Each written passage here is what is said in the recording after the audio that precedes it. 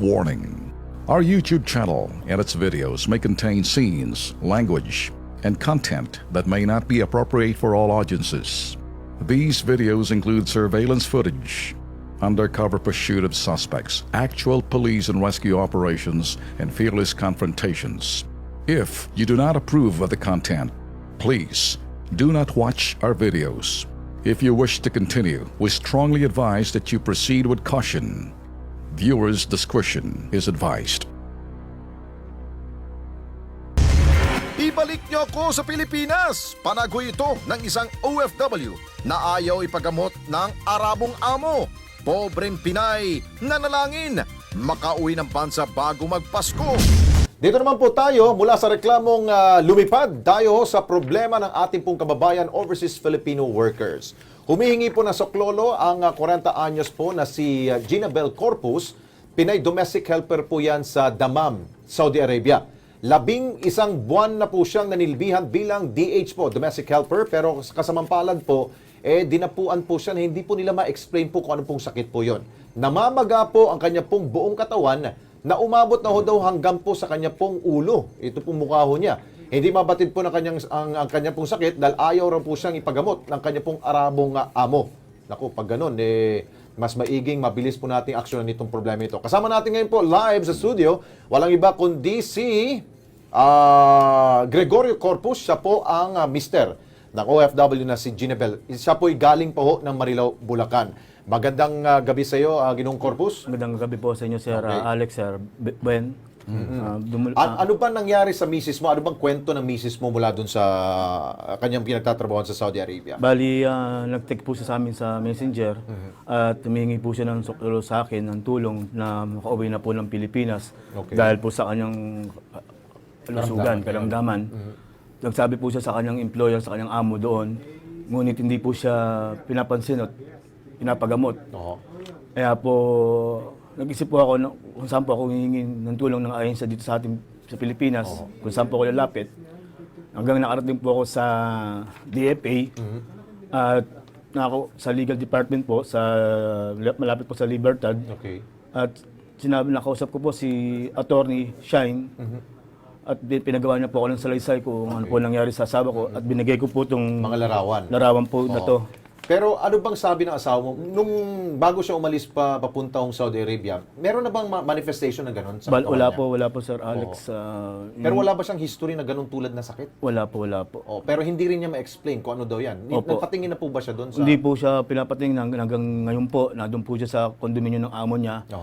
At lumapit na po ako sa DFA at nakausap ko si attorney siya na gumawa po ako ng salaysay. Pinababalik niya po ako, Sir Alex, Sir Ben, after 3 weeks po.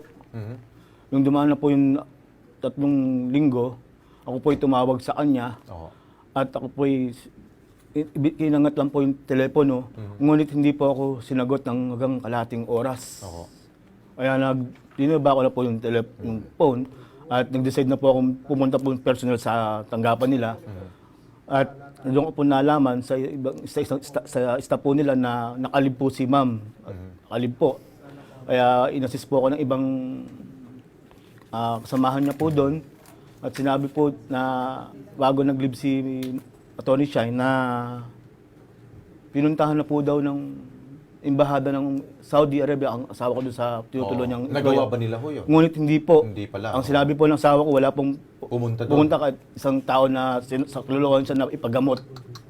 Yeah, so, kailangan ho natin na makausap siguro to. Nasa linya ngayon, si Jose Alamba, siya po ang Marketing Director po ng Ledmere Human Resources Exchange Corporation. Ito po yung ahensya po ang nagpapunta ho kay Ginabel po sa Saudi Arabia. Kausapin ho natin. Sir, magandang gabi ho sa inyo. Magandang gabi ron, sir. Apo, Sir Jose, nandito po si Gregorio. Ito po yung Mr. Ronnie Ginabel. Anong pwede ho natin may tulong sa kanila? Dahil para ho mawala ho yung pangamba ho nila. Dahil ito po yung medical problem ho eh. May sakit ho yung kanyang misis pero hindi nila ma-explain kung ano pong sakit. Anong pwede ho magawa ng ahensya ho? Ganito yun, sir. Opo. Nung tumawag si Miss Apple Menezes kanina, siguro mga 5 o'clock. Oho. mga quarter to 5. Okay, sige. Tinawagan ko agad ang agency doon sa Saudi, sir. Okay. Yeah. Mhm. Ngayon, para bang some sort of allergic. Oo. Oo. Okay. Ngayon, Hindi, ang problema kasi dito, Sir Jose, ayaw daw siyang pagamutin, ipa-check up ng kanyang Arabong amo. Pwede ba ho tayong makasingit ho doon? Kausapin ninyo yung inyong pong counterpart na agency Yan. doon para ma-actionan kagad dito. Tama. Di ba, sir? nakausap ko na, yeah, sir. Nakausap ko na, sir, kanina. Oho. After nag-usap kami ni Miss Apple, tinawagan ko ang agency sa Saudi. Opo. Ngayon, ang sabi naman nila doon, kung halimbawa, repatriation o problema, pag-antay lang muna na kahit 10 to 15 days. Oho. 10 to 15 days. Sabi ho yan ng ahensya doon sa Saudi Arabia ho. Sa Kuan, dito sa mga kamag-anakan, pauwiin ba o gamutin? No. Po, Pauwiin daw ho. Kayo magsabi ho, Mang Gregorio. yung pong gusto ng asawa ko, gusto na po niyang umuwi. Dahil hindi na po nakaya yung trabaho dahil isang... Asawa mo ba siya, sir? Si Opo. Gregorio to, asawa ho ni Ginabel. Gusto na po niyang umuwi. Dahil hindi na po... Nung umalis ito, sir, meron na talaga itong allergy, sir. Wala. Wala. O kasi hindi naman ako kapasa ito sa medical. Kung Okay, sir. Ganito na lang para mabilis tayo. Kaya ba ho ninyo pauwiin ho si Ginabel ho, sa tulong ho ninyo? Yes, sir. Okay. Pero bigyan mo kami, sir, ng 10 to 15 days lang kasi yun ang pangako sa agency doon.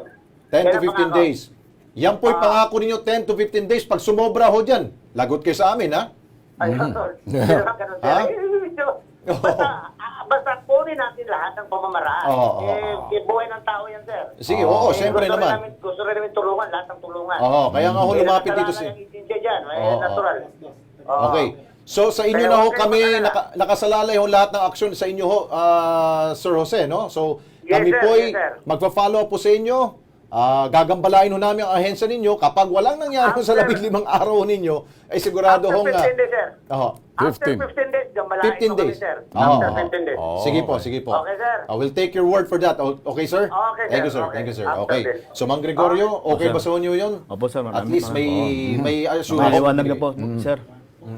Hindi na po kami nangangapa. Okay. Baka gusto mong bumati sa misis mo, baka nanonood yan. sa Facebook niya.